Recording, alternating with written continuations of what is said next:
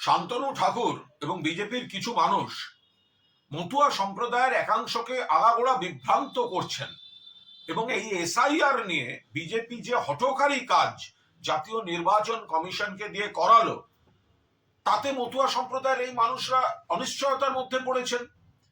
পাশে আছে শুধু তৃণমূল কংগ্রেস আর মমতা বন্দ্যোপাধ্যায়, মাননীয় মুখ্যমন্ত্রী। শান্তনু ঠাকুর বলছেন সিএ করুন, এই করুন।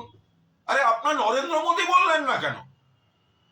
নরেন্দ্র মোদীকে যে আপনারা আনলেন ওখানে রানাঘাটে, তাহেরপুরে, তো সেখানে আপনারা তো মতুয়া সম্প্রদায়কে বলেছেন চলুন ওখানে সিএ ঘোষণা হবে। তো প্রধানমন্ত্রী যে অডিও বার্তা দিলেন এতক্ষণ ধরে, ফাটা রেকর্ডের মতো পুরনো চারটে কথা, ওই একবারও তো মতুয়া সম্প্রদায়ের অনিশ্চয়তা কাটাতে কোনো ফর্মুলা, কোনো আশ্বাস দিলেন না। তৃণমূল কংগ্রেস পয়েন্ট আউট করার পর সন্ধ্যাবেলা উনি টুইট করছেন পাশে আছে। আরে কিসের পাশে? নাগরিকত্ব ইস্যুটা কোথায়? সুপ্রিম কোর্ট বলেছে আগে নাগরিকত্ব তারপর ভোটার। এগুলো তো আগে ভাবা উচিত ছিল। বলছে সিএ ক্যাম্পে যান।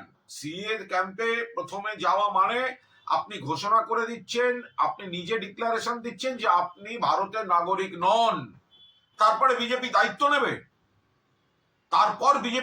নেবে, শান্তনু ঠাকুর এবং বিজেপি তারা একদিকে যেমন জলটা ঘোলা করে মানুষকে অনিশ্চয়তার মধ্যে ফেলেছেন, এখন সেটাকে ধামাচাপা দিতে, সেটাকে ঢাকতে ক্রমাগত এই বিভ্রান্তিটা চালিয়ে যাচ্ছেন।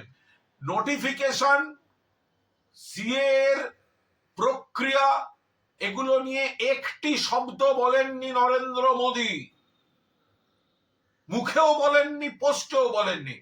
তাহলে শান্তনু এখন তিনি কেন মানুষকে এখনো বিভ্রান্ত করার চেষ্টা করে যাচ্ছেন? মতুয়া সম্প্রদায়ের পাশে মমতা বন্দ্যোপাধ্যায় আছেন, তৃণমূল কংগ্রেস আছে, এবং মতুয়া সম্প্রদায়ের মানুষের যারা অনিশ্চয়তায় আছেন তাদের যাতে কোনো রকম আর বিপদে না ফেলতে পারে বিজেপি, সেদিকে সতর্ক নজর রাখছে সর্বভারতীয় তৃণমূল কংগ্রেস।